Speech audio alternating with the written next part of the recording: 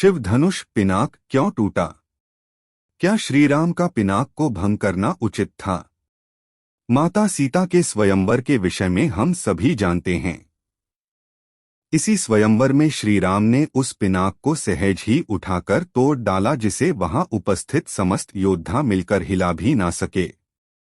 हालांकि कई लोग ये पूछते हैं कि श्रीराम ने धनुष उठाकर स्वयंवर की शर्त तो पूरी कर ही दी थी, फिर उस धनुष को भंग करने की क्या आवश्यकता थी? यदि आप मेरा दृष्टिकोण पूछें तो मैं यही कहूंगा कि उस धनुष की आयु उतनी ही थी। अपना औचित्य देवी सीता हेतु श्रीराम का चुनाव पूर्ण करने के उपरांत उस धनुष का उद्देश्य समाप्त हो गया। उसके उपरांत पिनाक का पृथ्वी पर कोई अन्य कार्य शेष नहीं था। कदाचित यही कारण था कि श्रीराम ने उस धनुष को भंग कर दिया। वैसे यदि आप वाल्मीकि रामायण एवं रामचरितमानस का संदर्भ लें तो दोनों में एक ही चीज लिखी है। सीता स्वयंवर के समय श्रीराम द्वारा उस महान धनुष पर प्रत्यंचा चढ़ाने के प्रयास में वो धनुष टूट गया। अर्थात मूल रामायण के अनुसार श्रीराम ने उस धनुष को जानबूझकर नहीं तोड़ा था, अपितु प्रत्यंचा चढ़ाते समय वो अनायास ही टूट गया। भगवान परशुराम के क्रोधित होने पर श्रीराम उन्हें भी यही कहते हैं कि वो धनुष उनसे अनजाने में टूट गया।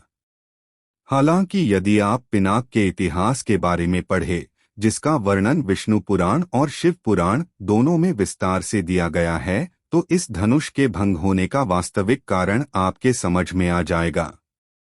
इसके पीछे एक पौराणिक कथा छिपी है, जिसके अनुसार समय आने पर पिनाक को भंग होना ही था और वो भी भगवान विष्णु के द्वारा ही। इस कथा के अनुसार भगवान शंकर का धनुष पिनाक और भगवान नारायण का धनुष श्रांग दोनों का निर्माण स्वयं परमपिता ब्रह्मा ने किया था। एक बार इस बात पर चर्चा हुई कि दोनों धनुषों में से श्रेष्ठ कौन है। तब ब्रह्मदेव की मध्यस्थता में भोलेनाथ और श्रीहरि में अपने अपने धनुष से युद्ध हुआ। हर और हरि के युद्ध का परिणाम तो भला क्या निकलता, किंतु उस युद्ध में श्रीहरि की अद्भुत धनुर्विद्या देखने के लिए महादेव एक क्षण के लिए रुक गए। युद्ध के अंत में दोनों ने ब्रह्मा जी से निर्णय देने को कहा। शिवजी और विष्णुजी धनुर्विद्या में अंतर बता पाना असंभव था, किंतु कोई निर्णय तो देना ही था। इसी कारण ब्रह्मा जी ने कहा कि चूंकि महादेव युद्ध में एक क्षण रुककर नारायण का कौशल देखने लगे थे, इसी कारण श्रांग पिनाक से श्रेष्ठ है। ये सुनकर महादेव बड़े रुष्ट हुए और उन्होंने उसी समय पिनाक का त्याग कर दिया। उन्होंने भगवान विष्णु से कहा कि अब आप ही इस धनुष का नाश करें। महादेव की इच्छा का मान रखते हुए श्रीहरि ने कहा कि समय आने पर वे उस धनुष को भंग करेंगे। भगवान शंकर द्वारा त्याग दिए जाने के पश्चात वो धनुष कुछ समय तक ब्रह्मा जी के पास ही रहा। बाद में उन्होंने उसे वरुण को दे दिया। वरुण देव ने पिनाक को देवराज इंद्र को रखने को दिया। बाद में इंद्र ने उस धनुष का दायित्व मिथिला के तत्कालीन राजा देवरात को दिया। यही देवरात मिथिला नरेश जनक के पूर्वज थे। पीढ़ी दर पीढ़ी होता हुआ वो धनुष जनक को प्राप्त हुआ। पृथ्वी पर उसे शिव धनुष कहा गया। महर्षि वाल्मीकि ने मूल रामायण में इसे शिव धनुष ही कहा है, जबकि गोस्वामी तुलसीदास ने रामचरितमानस में इसे पिनाक कहा है।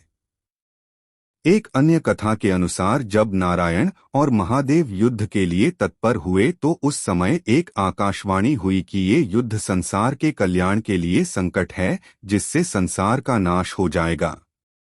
इस पर श्रीहरि तो पहले की भांति धनुषबद्ध रहे, किंतु भगवान रुद्र ने आकाशवाणी सुनकर उसे पृथ्वी पर फेंक दिया। बाद में वही धनुष जनक के पूर्वज देवरात को प्राप्त हुआ।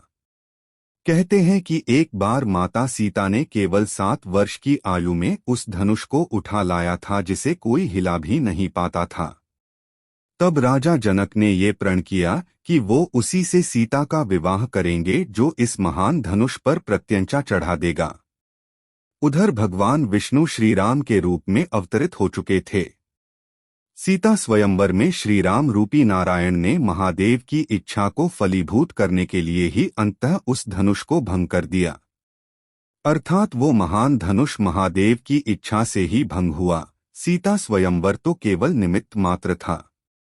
वास्तव में ये घटना सृष्टि के उस नियम को भी प्रतिपादित करती है जिसके अनुसार सृष्टि में कुछ भी अनश्वर नहीं है, चाहे वो मनुष्य हो अथवा वस्तु।